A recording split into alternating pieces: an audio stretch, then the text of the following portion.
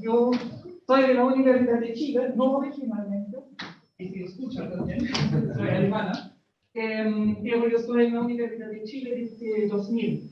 Entonces, quiero presentar ahora una pequeña idea, una noción finalmente sobre los porfiros copríferos. Voy a decir al tiro, soy geóloga, trabajo en geoquímica y geocronología. Entonces, Mauricio me convenció y yo voy a hablar un poquito sobre los porfiros copríferos, pero tiene también un sentido porque en la geocronología yo trabajo sobre estos tipos de depósitos.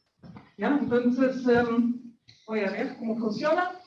Entonces, para hablar un poquito sobre los porfiros copríferos, necesitamos primero que nada hacer una pequeña definición, porque el pórfido coprífero está relacionado a la mineralización de cobre y de molibdeno en general.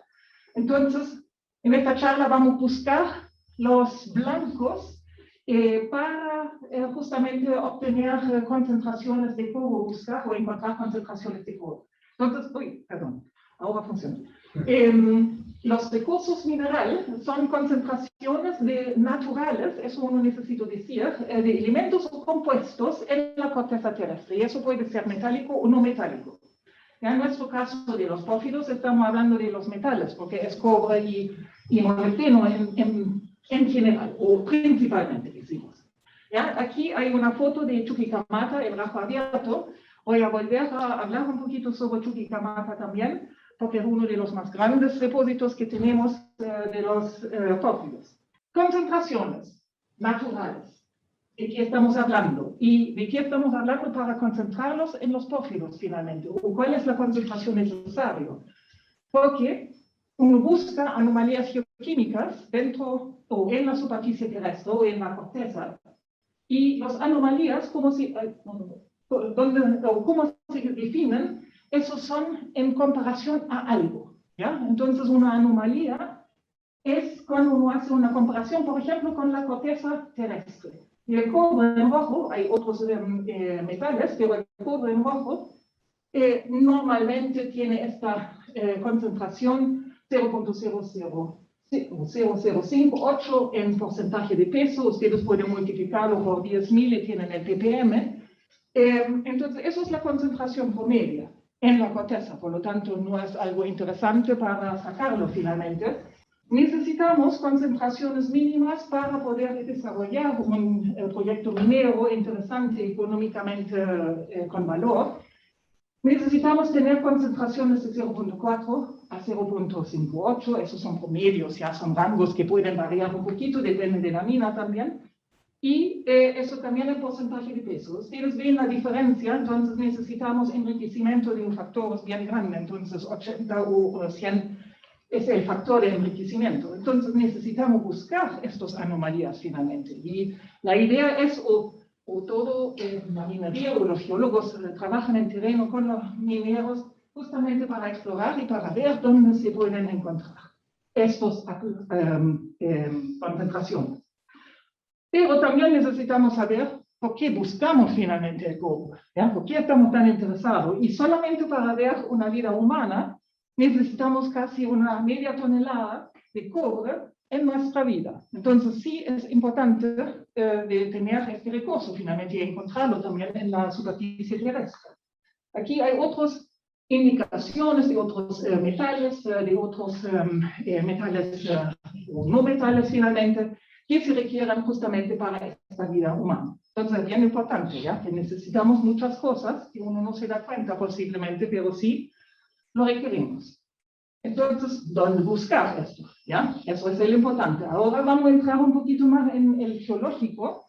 Entonces, ¿qué es importante? Necesitamos ver el contexto de tectónica de placas finalmente y ver con respecto a eso los depósitos que existen. Nosotros estamos interesados en esa charla finalmente, en los pórfidos copríferos. Pero aquí ustedes ven en este diagrama de bloque que tenemos distintos ambientes que existen en general en la Tierra, y si vamos solamente a América del Sur, tenemos por lo menos mucho más allá hacia el Pacífico, La dorsal, finalmente, tenemos una cuña de accreción, que es directamente donde está la zona de subducción, esta parte aquí. Tenemos los arcos magmáticos, que ustedes conocen también, y allí justamente están los pórfidos. Y después tenemos otros ambientes que en esta charla, por lo menos, no son interesantes en ese sentido, porque no estamos buscando los pórfidos ahí. ¿Ya? Estamos aquí, en el arco magmático, que es importante. Miramos un poquito más hacia el continente sudamericano que vemos aquí. Aquí tenemos la placa pacífica y más en detalle para nosotros la placa Nazca que subduce debajo de la placa de Sudamérica. Entonces, ese contexto va muy bien en lo que yo mostré anteriormente respecto al arco magmático. Entonces, los arcos magmáticos se encuentran en alguna parte por allí. Ya vamos a volver a eso nuevamente después. En el diagrama de bloque tenemos entonces la zona de subducción que lleva agua, volátiles, sedimentos, etcétera, etcétera, hacia profundidades. Y tenemos el continente por aquí, en este caso Chile o Sudamérica. Y en una cierta profundidad tenemos condiciones tales que permiten que tenemos una fusión parcial. Y en esta fusión parcial se forma el magma, y el magma en general es en zonas mantílicos. El magma va a llevar principalmente los elementos requeridos, en este caso el cobre y muchas otras cosas, hacia arriba finalmente, ¿ya? Hacia la superficie, pero no llega hacia la superficie. Entonces el magma sube, se emplaza aquí en la litosfera y en situación o bajo de ciertas circunstancias tenemos entonces los fluidos hidrotermales que suben. Vamos a volver a eso también nuevamente. Entonces tenemos el contexto de arco magmático, una cadena con volcanes finalmente en la superficie, pero nuestros yacimientos están en profundidad finalmente, ¿ya? No están en la superficie, aunque hoy día uno lo encuentra posiblemente muchos en la superficie porque hay otros efectos geodinámicos que lo llevan finalmente hacia la superficie, pero se forman en una cierta profundidad. Y la profundidad en general de las cámaras magmáticas aquí debajo de la cordillera pueden ser de 10 kilómetros, pero hay otras circunstancias que llevan el fluido hidrotermal hacia menos profundidades, hacia 3 kilómetros, 4 kilómetros en general. Ya, vuelvo a los pórfidos copríferos. Entonces yo hablé sobre del arco magmático en el contexto de una subducción de una corteza oceánica hacia debajo de una corteza continental, pero tenemos otro efecto también, otro contexto geodinámico, que es este aquí, donde tenemos una subducción de un fondo marino finalmente, entonces una placa oceánica debajo de otra placa oceánica. Entonces eso es el otro contexto donde podemos encontrar estos famosos pórfidos. Pero nosotros estamos en el ambiente, aquí en Chile, en este ambiente, ¿ya? Y es bien importante también de saber dónde están los otros pórfidos disponibles en el mundo. Y Silitu, seguramente ustedes han escuchado sobre él. Él ha hecho muchos trabajos sobre los pórfidos y otros yacimientos también, pero se concentró bastante en los pórfidos. En 2010 publicó este mapa donde tenemos, y nos enfocamos aquí en el margen oeste de América del Sur, donde tenemos distintos patrones, colores, etcétera, etcétera, y un zoom, ¿ya? Un zoom que son justamente todos esos pórfidos que tenemos en el norte de Chile. Pero voy a decir algo al tiro y voy a hablar después en las últimas láminas un poquito sobre los pelambres, los bronces Río Blanco y Teniente, que son en la zona central. Ustedes lo saben, que están casi aquí delante de sus puertas.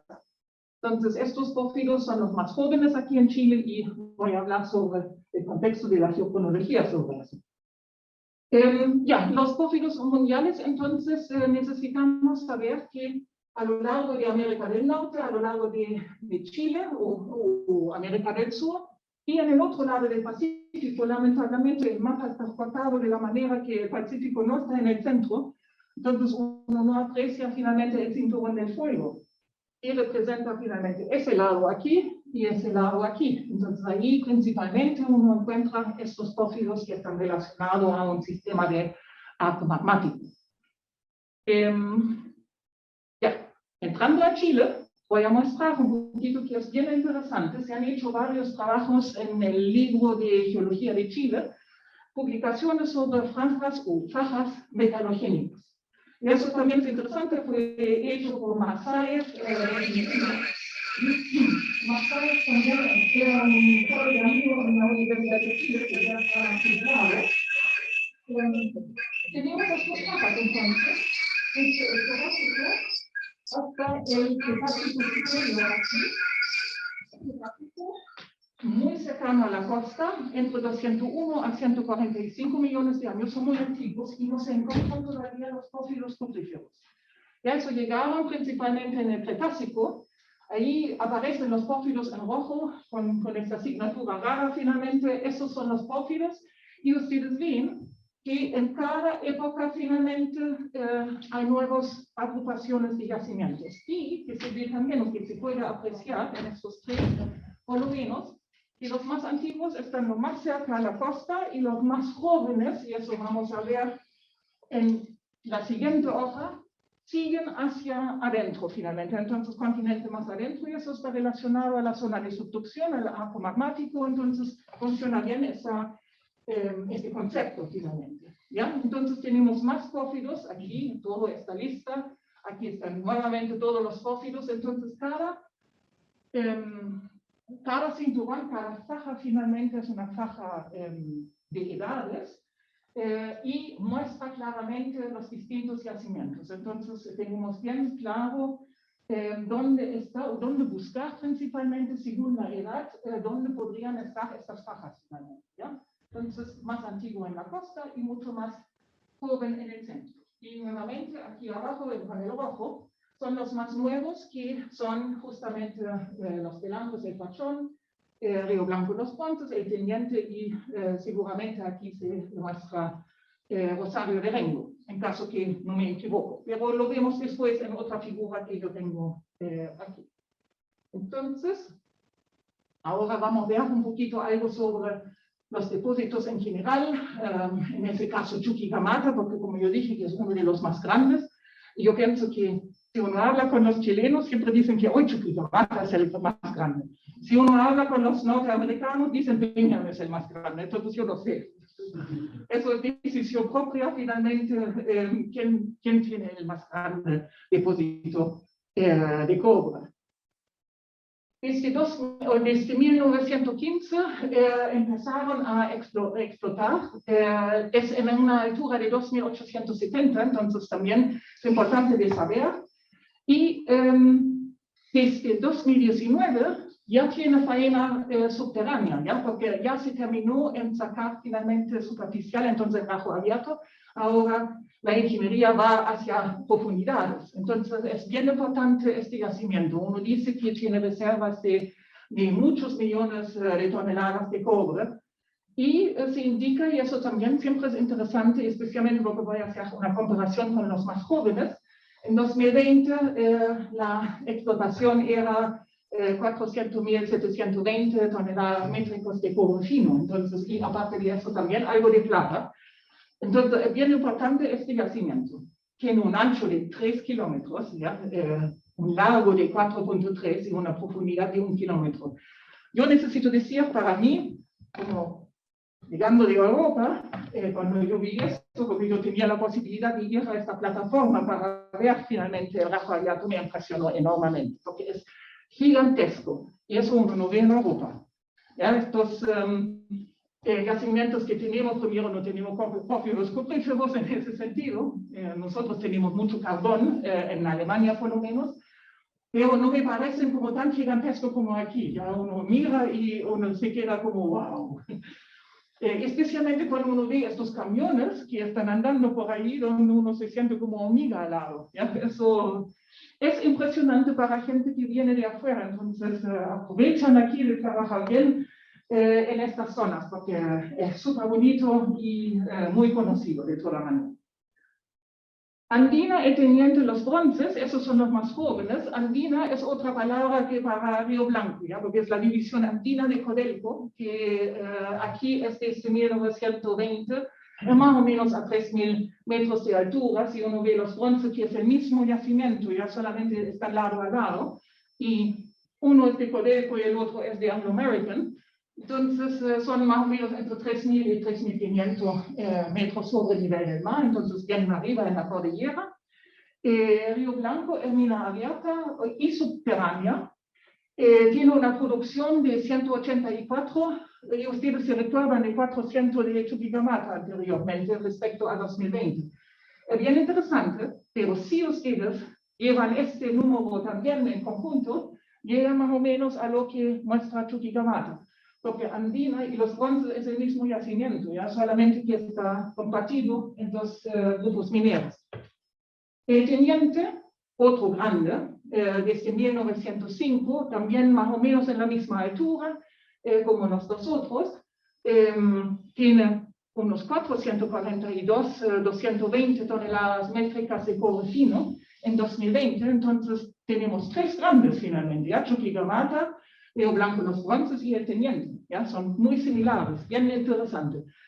Tiene teniente es interesante también para los europeos especialmente, en ese caso yo estaba también impresionada, que tiene galerías de casi 4.500 kilómetros. Eso uno necesita imaginarse, ¿ya? Eso es como desde Arica hacia el sur. Entonces, bien impresionante ese yacimiento. Además, uno entra con bus o casi hasta con tren. No me recuerdo exactamente, yo podía visitarlo. Y eso también son dimensiones superiores a lo que se ve en Europa. ¿Ya? En Europa es todo mucho más chiquitito, uno camina. ¿Ya? Uno no va con bus o con algo gigante adentro de las minas. Entonces, también son grandes, ¿ya? Son realmente grandes yacimientos que tenemos aquí.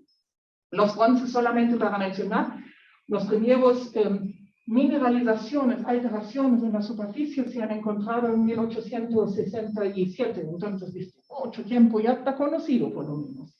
Y solamente para mostrar, eso es los bronces aquí, y en el otro lado justamente es Río Blanco, ¿ya? Pero es un yacimiento aquí abajo. Ya. Entonces, estamos interesados en encontrar esta concentración de cobre en los pórfidos, y que necesitamos hacer como geólogos, bien importante, porque uno empieza principalmente con el mapeo, terrenos, ya uno va y uno mira finalmente la roca, los minerales que están por ahí, y las estructuras, ya la parte estructural es bien importante.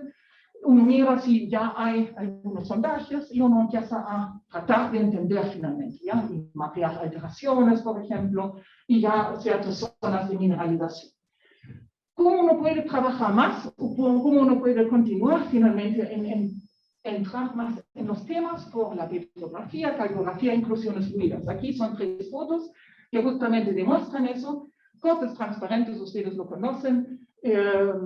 Calcografía son cortes pulidos, donde uno ve con algo de los opacos finalmente, cuando uno puede reconocer la bonita, por ejemplo, la calcopirita, si uno no lo reconoce por lupa. Y las inclusiones fluidas, que nos dan como información en un estudio, en una investigación, información sobre temperaturas, composiciones de los fluidos, eso que nos interesa finalmente, para estar bien con nuestra interpretación y si hay algo o si no hay algo interesante. Uno puede ir más allá, porque ustedes ven que es de macro a micro o a nano finalmente. Eso es escala macro, micro, y aquí entramos ya en la parte nano, ¿ya? Estudios de mineralogía, rayos X, el CEN, ya todo eso pueden usar para interpretar bien lo que ustedes han encontrado en terreno y que necesita una confirmación finalmente que realmente hay algo de cobre por ahí, ¿ya? La geoquímica, ya, lógicamente, yo dije varias veces que son anomalías químicas que ustedes buscan, entonces lógicamente va a estar involucrado con ciertos patrones importantes que podrían indicar algo, pero podemos trabajar también en geoquímica con elementos variables, no tanto, pero trazas de toda manera, tierras raras, bien importante, y uno puede trabajar también con los isótopos. Y los isótopos me gustan un poquito más respecto a la geocronología. Entonces, aquí hay también un instrumento, entonces estamos nuevamente en la parte nano, si uno quiere, ¿ya? Porque eso es el grande, donde uno apunta un blanco y aquí uno confirma finalmente el blanco, ¿ya? Porque ya hay información suficiente para interpretar. Ya, los pórfidos. Entonces, ya tenemos una cierta idea, entonces buscamos ahora los pórfidos, porque esto era el título también de la charla. Entonces necesitamos hablar sobre algunas características de los pórfidos. Y hay algunas fotos y ya se puede ver que hay una textura porfírica por lo menos visible. Esos son fenocristales, cristales súper grandes en una matriz mucho más fina, cristalina, ¿ya? Porque estamos en rocas plutónicas principalmente, entonces estamos con los intrusivos, porque ya mostré en el comienzo el arco magmático relacionado a una cadena de volcanes, pero estamos más profundo finalmente, entonces estamos en los intrusivos. Entonces, ya, ¿qué buscamos? Generalmente rocas que tienen una textura porfírica, feldspatos, ojalá que lo encontramos, porque en muchos casos hay muchos fenocristales de feldspato visible en estos pórfidos con que uno trabaja, por lo menos en el contexto de los pórfidos jóvenes aquí en la zona central. Texturas porfíricas, entonces se indican finalmente un emplazamiento relativamente de poca profundidad. Las cámaras magmáticas son en alta profundidad, pero estas cámaras magmáticas son como una mano, finalmente eso, la superficie de la mano es la cámara magmática, pero estos intrusivos hipopizales que están mencionados aquí, o estos pórfidos, son los dedos principalmente que suben hacia la superficie, que no llegan a la superficie, pero que suben y que forman justamente estos intrusivos en poca profundidad, y ahí está relacionado principalmente, o ahí uno busca principalmente la depositación o la mineralización del cobre. Ya aquí hay algunas informaciones sobre intrusivos, ya ustedes conocen intrusivas y volcánicas, entonces esas son las rocas volcánicas que podrían subir hasta la superficie, pero los subvolcánicos, que son los hipopizales, quedan todavía en la corteza, ya un poquito a los 3-4 kilómetros de profundidad. Y esos apófices, entonces estos intrusivos hipopizales, están alimentados desde mucho más profundo, de una cámara magmática que se encuentra mucho más en profundidad. Ya, los pórfidos. Entonces, ya dijimos en varias ocasiones, nosotros aquí tenemos franjas metalíferas y tenemos para las distintas edades una agrupación de yacimientos de cobre, de pórfidos cupríferos. Esos podrían ser cobre molibdeno, ya cobre molibdeno oro, o solamente cobre y oro. Ya, eso depende finalmente, pero lo que buscamos es principalmente el cobre. Aunque a mí personalmente, por la geocronología que voy a decir después, me interesa también mucho el molibdeno, y yo voy a contar por qué. Tenemos pórfidos aquí en Chile que son simples, y en general nos encontramos con pórfidos que tienen o que demuestran múltiples pulsos. ¿Ya? Por ejemplo, Río Blanco Los Bronces es uno de los múltiples pulsos, pero yo tengo también después un pequeño ejemplo para algo más simple. Más simple significa que en general como un evento, un pulso de la mineralización de cobre, ¿ya? Y los otros muestran varios pulsos, ¿ya? Eso es bien interesante. Para mejor entender, en general es mejor trabajar con los pórfidos simples, porque no están sobreimpuestos, ¿ya? Con los otros, con los varios pulsos, es más complicado, más complejo, en general. Ya, mineralizaciones, entonces dijimos procesos magmáticos, y eso está relacionado a expulsión de agua. Yo dije que en la subducción, durante la subducción se llevan sedimentos, se lleva agua, volátiles, etcétera, etcétera. Entonces, eso ayuda finalmente para producir la fusión parcial abajo, pero después sube hacia una cámara magmática estacionario en más profundidad, y ahí empiezan finalmente los juegos o los intercambios finalmente, o el trabajo en conjunto. Tenemos tenemos la expulsión de agua, ebullición, aumento de presión, brechización, porque las brechas están bien importantes también en todo el proceso de los pórfidos cupríferos, porque están en general en conjunto, pero eso es todo un proceso finalmente. Con la expulsión del agua tenemos alteraciones de la roca caja, claramente, y estas alteraciones son importantes y son indicativos para los lugares donde se puede esperar más cobre o menos cobre. Flujos de fluidos termales, que son en este caso clorados, entonces son hipersalinos, ¿ya? Que transportan o que disuelven finalmente o que llevan el cobre, el metal que uno quiera hacia la superficie y lo depositan en dirección hacia la superficie y que lo depositan en esos distintos puntos asociado a los pórfidos que justamente estamos mirando en este momento.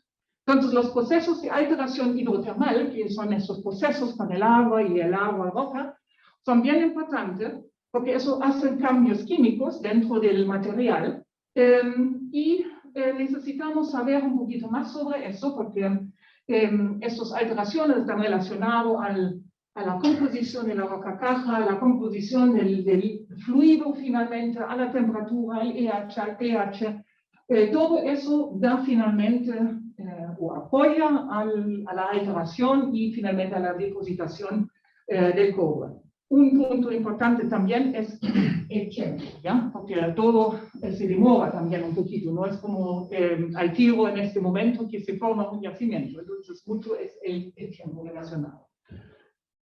Tipos de alteraciones típicas que necesitamos buscar son la potásica, la fílica, la proprelítica y la argílica. ¿Qué significa eso? Lo digo así nomás, pero podemos ver esto en una figura de Corbett Leach, que también son bien conocidos en sus publicaciones finalmente sobre pórfidos en general. Marqué aquí abajo pórfidos, porque eso es relacionado a un aumento de temperatura, un aumento del pH, pero también automáticamente un aumento de profundidad, porque en los epitermales, los yacimientos epitermales son más en la superficie, mesotermales es como profundidad intermedio, y los pórfidos son los hidrotermales, entonces los más profundos en general. Entonces, esta figura demuestra abreviaciones y patrones, y estas abreviaciones están relacionadas a la mineralogía de cada uno de los alteraciones que yo mencioné anteriormente.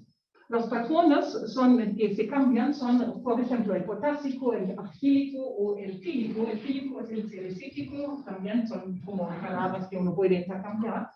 Entonces uno puede buscar dónde se encuentran. Y tenemos, por ejemplo, para el potásico, una asociación mineralógica que es relacionado a los pórfidos principalmente.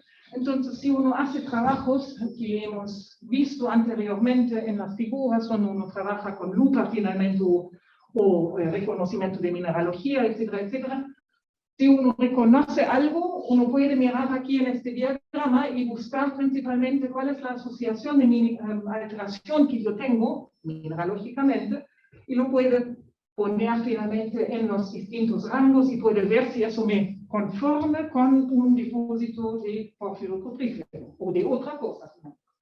¿Ya? Entonces nos ayuda enormemente estas alteraciones hidrotermales con mineralogía, ¿ya? Porque eso es que vemos en sondajes, por ejemplo, ya lo reconocimos en terreno y eso nos ayuda en qué alteración estoy finalmente, ¿ya? Y si esta alteración corresponde a la porfírica o si es otra cosa, ¿ya? Entonces nos ayuda bastante ese diagrama aquí. El típico de Silito de 2010, esta figura, un esquema de alteración-mineralización, es un resumen principalmente de todo lo que se ha hecho en el tiempo y basado también en Lowell y Gilbert de los años 1970, porque ahí se han hecho muchas publicaciones también con primeros reconocimientos de cómo se ve finalmente una mineralización de cobre relacionada a estos pórfidos cupríferos aquí en Chile. Entonces, ¿qué ha hecho Silito? Él tomó todas estas informaciones y lo presentó en este esquema, donde tenemos principalmente los apófisis, estos dedos finalmente de los pórfidos, y sus alteraciones relacionadas y profundidades finalmente, donde se ve y cómo se ve principalmente un pórfido coprífero en profundidad. Entonces tenemos alteraciones potásicas que forman el núcleo, en general también la zona donde podemos encontrar concentraciones de cobre importantes. ¿Ya? La sericítica, que está un poquito más arriba, entonces ahí también es relacionado a cobre, pero el núcleo es realmente la potásica, ¿ya? Entonces uno busca principalmente estas alteraciones. Tenemos también aquí cuarzo-alunita, que es relacionado a la argílica o argílica avanzada, pero ¿qué hago con esta figura? Si yo tengo sondajes y necesito ver y ubicarme un poquito, yo veo lógicamente las alteraciones adentro, y estas alteraciones, la asociación mineralógica, me podría indicar más o menos en qué zona yo me encuentro finalmente con mis sondajes. Entonces, si estoy cerca de la potásica o estoy lejos de la potásica. ¿Ya? Si yo tengo alunita adentro, seguramente aquí me va a abrir una idea finalmente que estoy posiblemente más arriba, que más profundo, en donde yo podría encontrar las altas o las grandes concentraciones de cobre. Entonces, eso es más o menos nuestro blanco donde queremos ir finalmente. ¿Ya? Y hay algunas otras informaciones en esta figura, porque él puso todo finalmente en el contexto de estos pórfidos. Falta el volcán. ¿Ya? Uno puede decir, ¿y dónde está el volcán finalmente? En la zona central, ya por el levantamiento de la cordillera, finalmente las erosiones, como la superficie es dinámica también, se pierden ciertas informaciones también. ¿Ya? Entonces, hoy en día vemos los pórfidos ya en la superficie. Entonces, ya se sabe cuánto se inundó finalmente en esta zona. Voy a volver ahora, o voy a entrar ahora un poquito más en la zona de geoconología. ¿Se recuerdan de las franjas finalmente metalíferas que tenemos norte-sur? Ya, el bueno es que zona de subducción va entonces paralelo hacia el continente. Tenemos estas franjas desde Perú y más arriba hacia ciertas profundidades, latitudes finalmente hacia el sur. Entonces, en general, para la última franja, que es la más joven finalmente, del Mioceno medio, Plioceno inferior, tenemos estos, los pelambres, el pachamio blanco, los bronces, el teniente, y ahí sale Rosario de Rengo. En general, en los mapas más antiguos no sale Rosario de Rengo porque no estaba tan clasificado como pórfido coprífero y está subtrabajado, entonces uno puede investigar más sobre este yacimiento para ver si tiene un potencial realmente importante.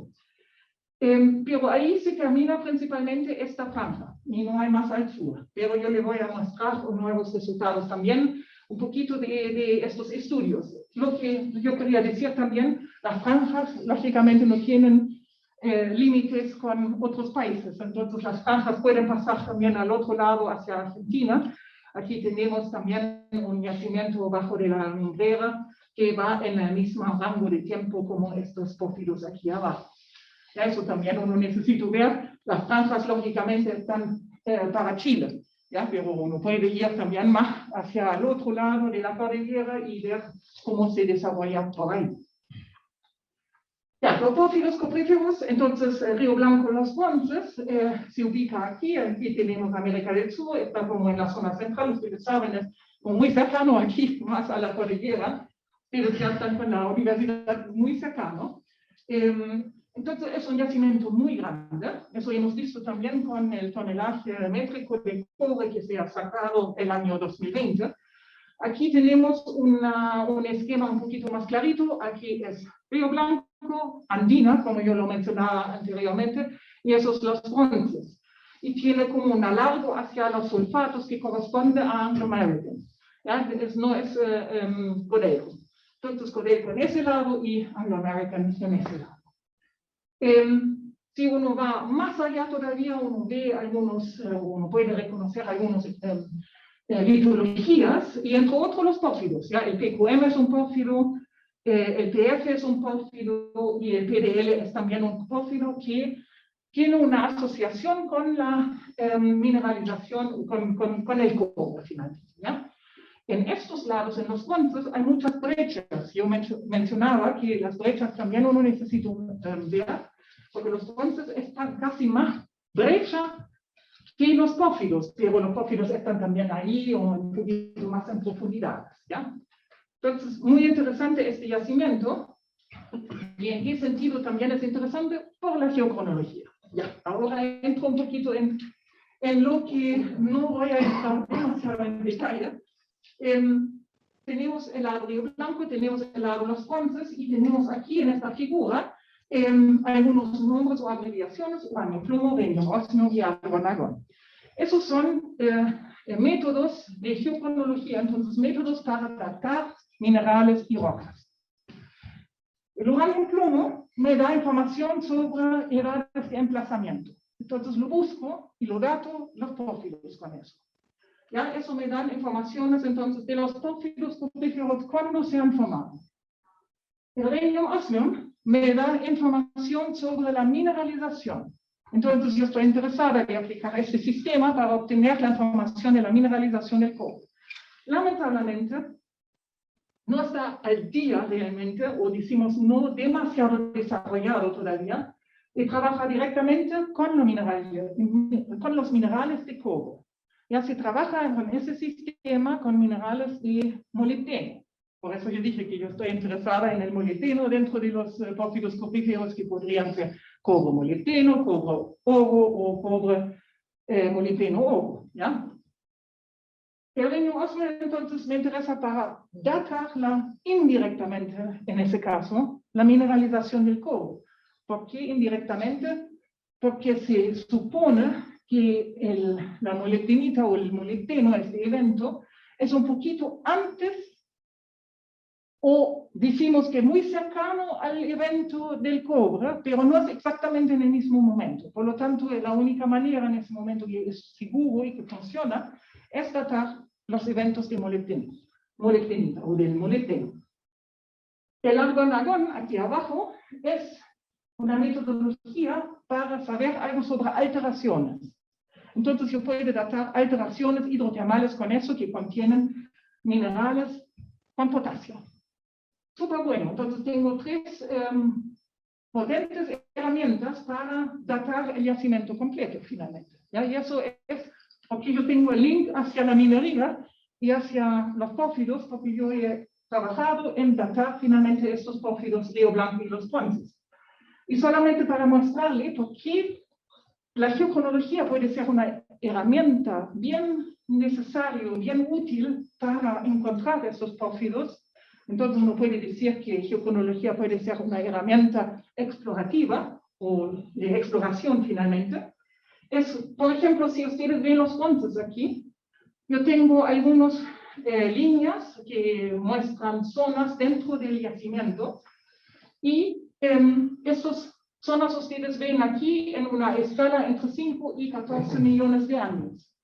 Ya sabemos con experiencia que necesitamos mirar más bien a la zona de 4.5 a 6 millones de años, porque ahí, por lo menos en Río Blanco, está la mineralización, datado por la molibdenita.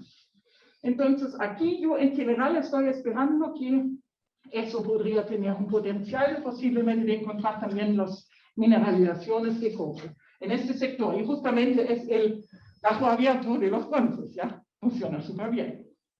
Pero tengo otras zonas aquí, que es, por ejemplo, los pitches, que es entre 12 y 14, y no encontré molibdenita. Por lo tanto, interesante, y es también fuera un poquito de mi rango de edades. Entonces, lógicamente, no voy a poner ahí o insistir que uno puede hacer un sondaje porque ahí podemos encontrar algo. No, porque yo sé que esa edad es un poquito antigua para este doble yacimiento.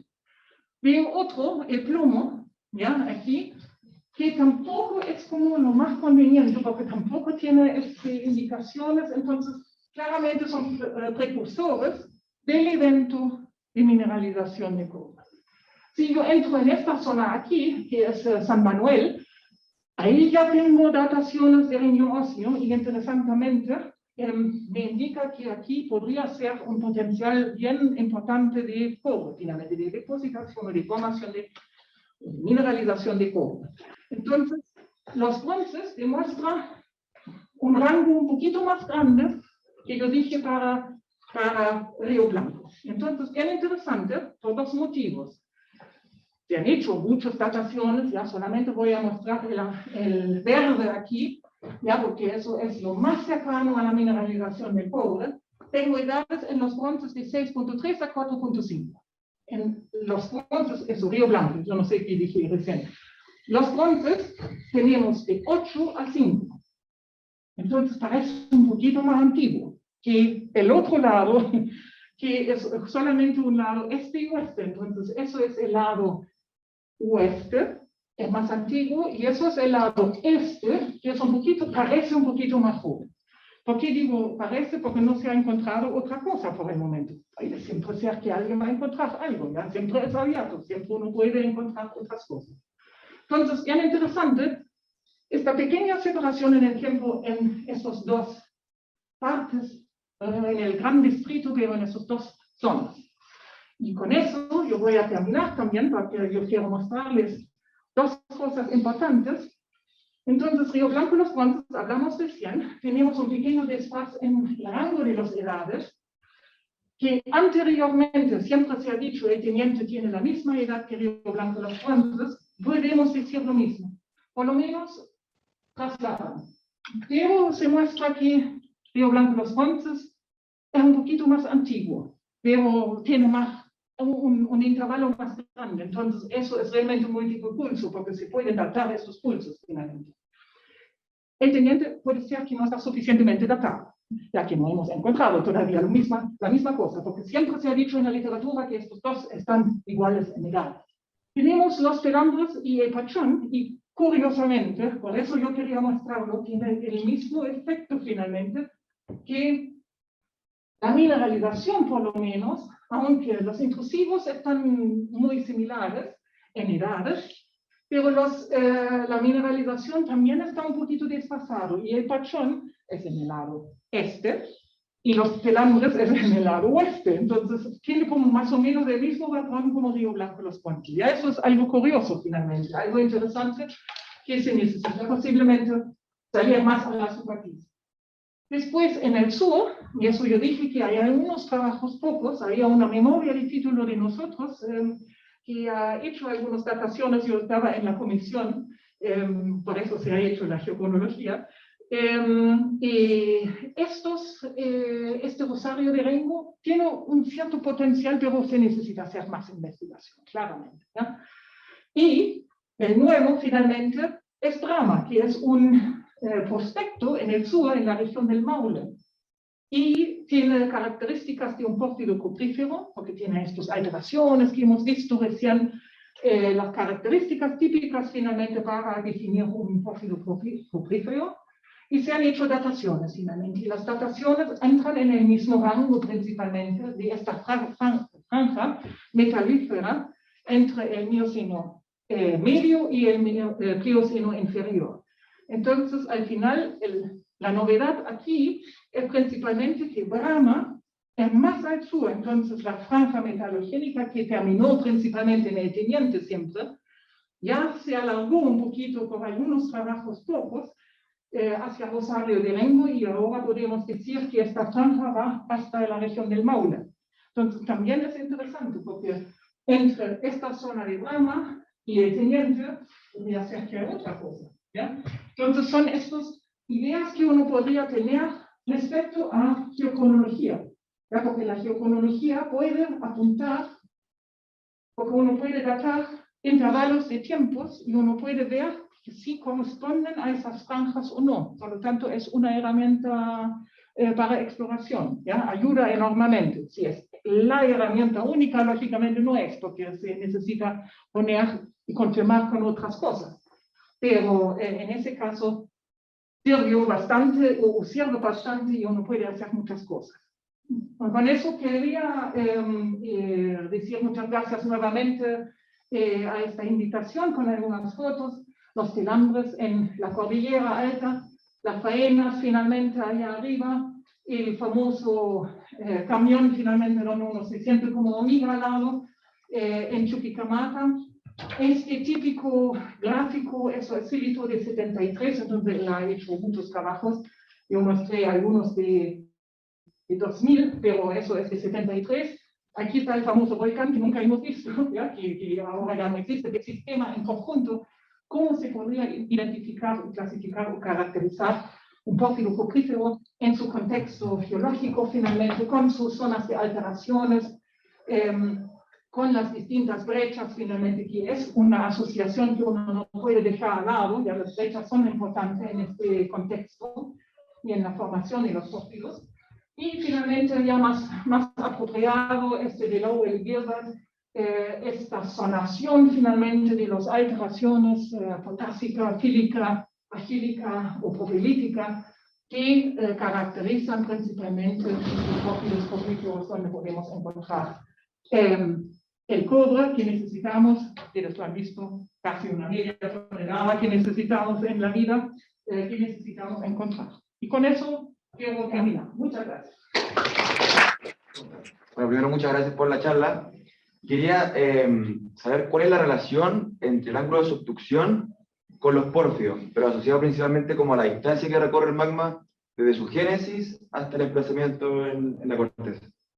Mira, no sé exactamente si lo entendí muy bien. Yo voy a volver a esta foto, a este gráfico. Esta finalmente, ¿ya? Más o menos eso que tú te refieres, ¿no? Claro, que mi pregunta es cuál es la diferencia entre, o sea, ¿por qué el pórfido se emplaza principalmente cuando el ángulo de subducción es menor, a diferencia cuando es mayor? Mira, en los dos ambientes existen los pórfidos, ¿ya? Eso es bien importante. Las condiciones son distintas finalmente. Entonces, en este caso, aquí tenemos la zona de subducción de una placa oceánica debajo de un continente. Por lo tanto, con el agua y todo eso que es necesario para hacer una fusión parcial, eso es más o menos a 100 kilómetros de profundidad. Ya, donde las condiciones son tales que el manto puede, porque eso es como, la atmósfera está escrito aquí, pero eso es como la parte mantélica aquí, que tiene las condiciones adecuadas finalmente para hacer la fusión y para llevar principalmente los metales que están en el manto hacia arriba. ¿Ya? Entre medio hay cámaras estacionarias, que son estas megacámaras magmáticas, que alimentan durante mucho tiempo estos apófices aquí arriba, o los deditos finalmente, que van hacia la superficie. Esos son de larga duración, ¿ya? Son funcionando mucho tiempo finalmente. Y eso hacen también estos pulsos distintos, ¿ya? Porque, como yo dije, que un pulso finalmente podría tener como una duración, porque eso tú puedes hacer también con geocronología, una duración de casi 1 millón de años.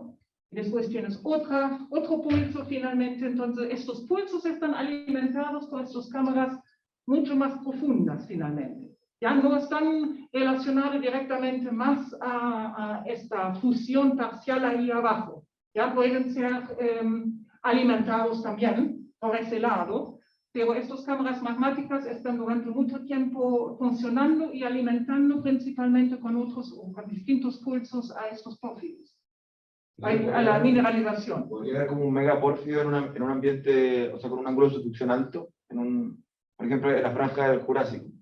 Ya, en el Jurásico no tenemos indicios para... No, en el Cretácico. ¿Pero? En el Cretácico. En el Cretácico, sí, ahí sí. En el Cretácico tenemos distintas situaciones, porque el Cretácico no solamente ha formado estos pórfidos cupríferos, tenemos también estos mantos finalmente. Ya son ambientes un poquito distintos. ¿Qué fue la pregunta? Se podían generar estos megapórfidos como Chuquicamata en el Oligoceno, pero en el Cretácico, donde el ambiente de subducción es mucho más diferente. Más alto es el ángulo.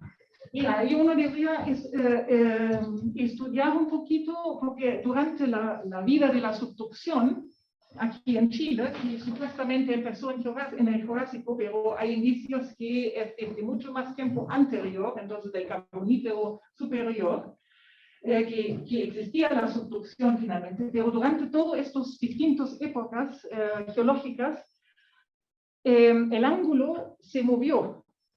Entonces, yo pienso que en este caso de Chuquicamata, por ejemplo, las condiciones eran formidables para justamente apuntar a esta concentración finalmente. Ya que no era antes o que vino después nuevamente, porque la zona del Mioceno medio hacia el Plioceno inferior también tiene un potencial bien grande, ¿ya? Muy similar finalmente, pero eso es mucho más al sur. Entonces, claramente, depende de las condiciones adecuadas del ángulo, de todos los condimentos, si uno quiere, que da finalmente a los distintos mineralizaciones. Espero que eso yo voy a decir también una cosa. Yo no soy geóloga económica. ¿Ya? Yo trabajo en geoquímica y en geocronología especialmente. Pero lógicamente uno se hace los pensamientos, ¿por qué justamente ahí? ¿Y por qué no en el tiempo anterior y no entre medio que había yacimientos? ¿Ya? Pero no son tan importantes como Chuquicamata, por ejemplo, o como Río Blanco, Los Puentes, el Teniente, ¿ya? Y claramente es siempre la situación adecuada que da finalmente para que se puedan formar. Entonces, eso es el ángulo, ¿ya? Porque el ángulo claramente durante todas estas épocas se cambió en plano, en más ángulo, en menos ángulo. Entonces, eso juega un rol importante en la formación de los yacimientos en general, pero también de cuánto hay finalmente, ¿ya? Muchas gracias. Yo quería saber, desde el punto de vista de geocronología, siempre se habla de las franjas cupríferas y estamos hablando siempre de pórfidos cupríferos. Pero, ¿se han hecho estudios que relacionen los pórfidos con la generación de otros tipos de depósitos? Porque muchas veces nosotros vemos que por ahí tenemos el pórfido que es bien profundo y después tenemos el sistema epitermal de alta sulfuración o baja sulfuración arriba. Y yo quería saber si existía justamente relación geocronológica para poder ligar estos tipos de depósitos diferentes. Mira, estos franjas aquí, eso justamente, estas figuras demuestran claramente que no son solamente los pórfidos que están mencionados aquí, ¿ya? Y aquí hay algunos pórfidos, es difícil para reconocer los patrones, los colores, ¿ya? Porque son como medio mezclados. Pero más o menos, sí, aquí la situación era adecuada, entonces la zona de subducción seguramente está adecuadamente para formar estos pórfidos cupríferos, pero son otras situaciones a lo largo de Chile, se cambian.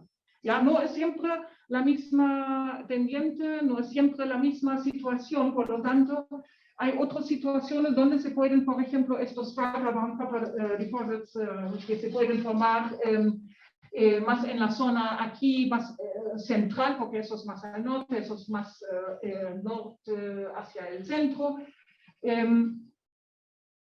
Cada zona a lo largo no es igual, por lo tanto las condiciones son distintas, pero las edades son justamente, eso es la edad, ¿ya? Eso es la franja finalmente, entonces en el mismo momento se formaron distintos depósitos o tipos de depósitos a lo largo de Chile, y eso es relacionado a su contexto geodinámico específico en los lugares finalmente.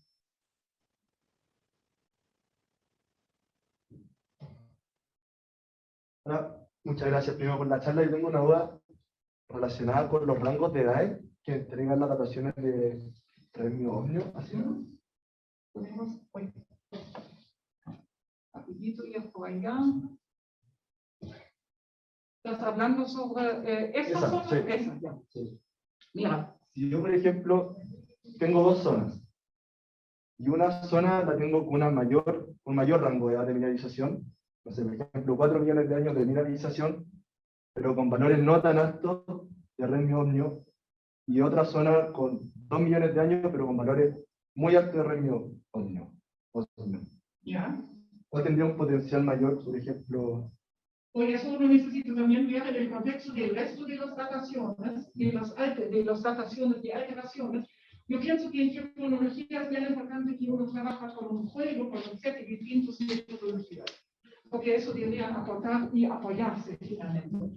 Porque una metodología puede indicar una cosa, pero si está totalmente conectado con el resto, uno debería pensar de qué se trata finalmente.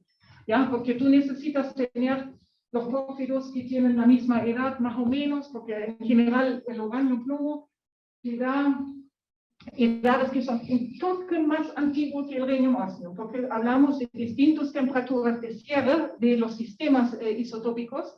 Por lo tanto, tú necesitas comparar los emplazamientos en la zona con la mineralización, los datos de la mineralización y las alteraciones que tú encuentras.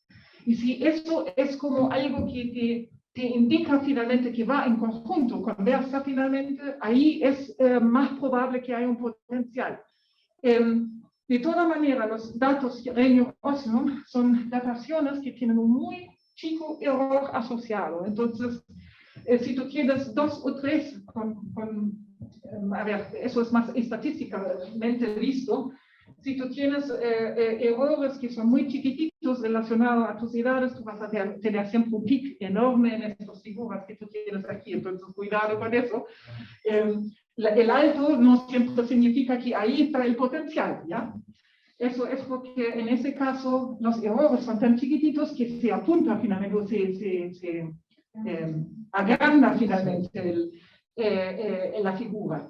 Pero sí tú necesitas ver el contexto finalmente. Si las alteraciones te indican que eso es realmente los distintos tipos de métodos geocronológicos, todo debería estar en conjunto. No es una cosa solamente.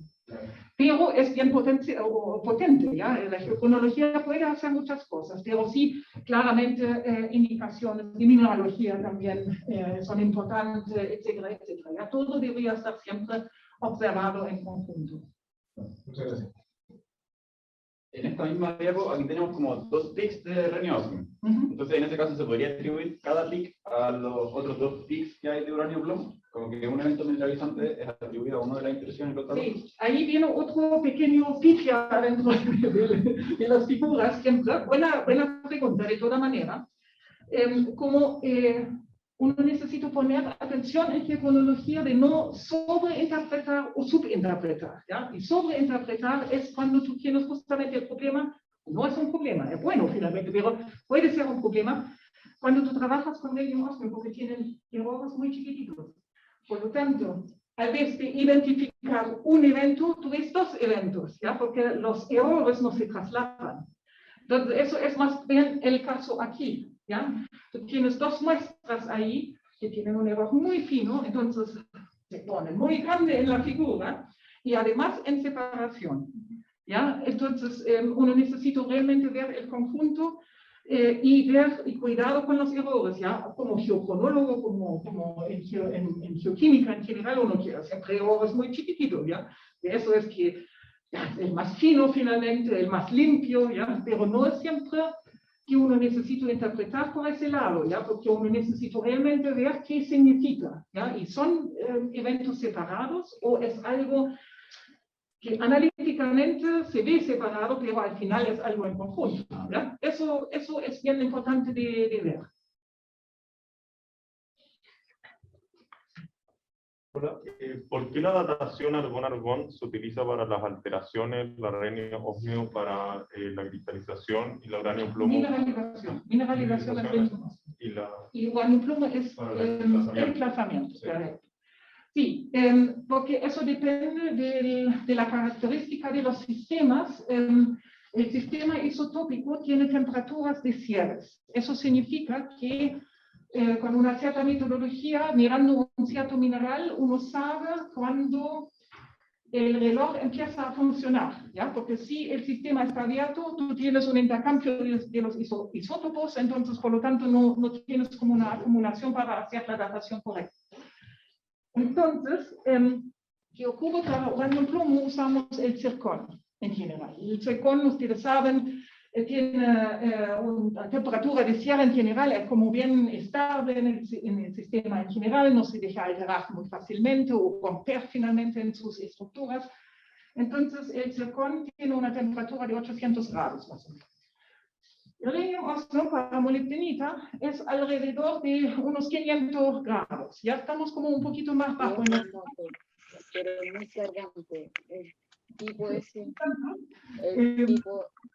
Por lo tanto, tenemos cargante. un rango de tiempo, por lo tanto, los rhenium osmium deberían ser un poquito más joven respecto a los uranium plomo. Y el argon-argón, yo dije que uno necesita buscar minerales que contienen potasio. Y estos minerales son, por ejemplo, feldspatos, la plagioclasa, que corresponde también al grupo de los feldspatos, o otros tipos, la cerecita, por ejemplo, ¿ya? Que son bien buenos para hacer estas dataciones, pero tienen temperaturas de cierres que son 250 hacia abajo, hacia 175, algo en este rango. Entonces tú tienes primero que nada un rango de distintas temperaturas de cierre, entonces puedes hacer una termocronología finalmente, pero además la alteración hidrotermal, o decimos que el evento de la mineralización del cobre es alrededor de efectos hidrotermales, son 400-450 grados. Entonces, la alteración que tiene temperaturas de cierres inferior a este evento capta finalmente el último evento en el sistema que tú estás mirando. Entonces, la alteración me sirve, pero no directamente hacia la mineralización, porque al final, que puede ocurrir el último evento en toda esta zona, que puede ser un intrusivo más allá que es estéril, que borra toda la información de argon-argón porque tiene baja temperatura de cierre.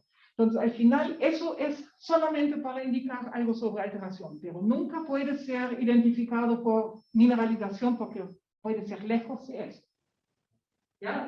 La molibdenita es lo más cercano porque tiene temperatura de cierre alrededor de los 500, y los fluidos hidrotermales, si es un multipulso, son inferiores. Por lo tanto, no deberían tener una influencia de borrado finalmente de la información a lo que ya se ha depositado. Entonces, por eso me interesan estos tres sistemas, porque tú tienes información sobre emplazamiento, mineralización y la alteración, que no me sirve tanto, pero yo tengo una idea del último evento termal en la zona. Muchas gracias. Y tenemos una pregunta en el chat. Kevin Salazar dice: buenas tardes, gracias por la presentación y quería consultarle sobre la datación argón-argón para las alteraciones. Es que esta se puede utilizar para cualquier tipo de alteración. Ejemplo, cerecita gris verde o cerecita temprana, o netamente para la alteración potásica. Todo que es, si son minerales que contienen potasio, se pueden datar. Entonces, al final sí se pueden usar siempre si el mineral tiene potasio. Si el mineral no tiene potasio, no se puede aplicar.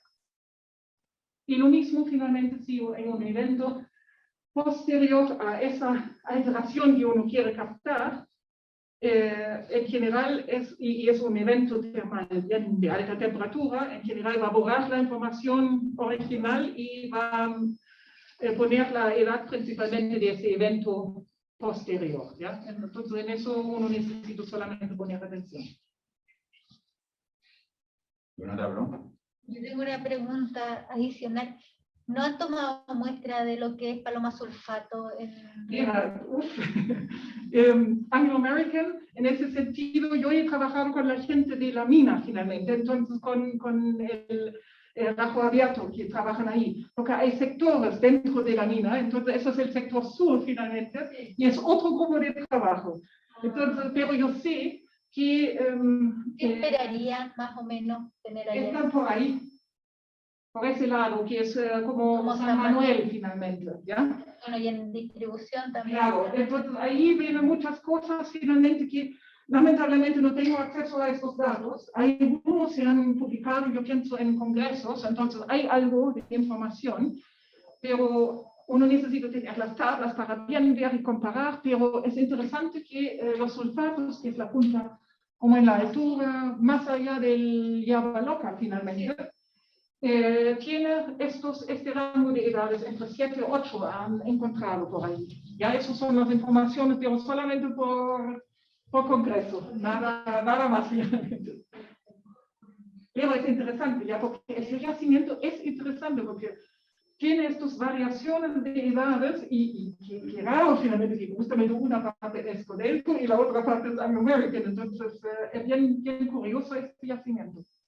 Pero muy entretenido, aunque hay muchas dataciones, todavía falta el último, finalmente, la guinda de la torta, ya para bien entender todo esto, porque se sabe mucho, pero hay cosas que todavía quedan por hacer. Bueno, de parte del Centro de Alumnos le queremos dar las gracias nuevamente por esta súper buena presentación, súper completo y súper bacana la información que nos presenta, y le queremos dar un regalo. Uf. Espero que lo disfruten.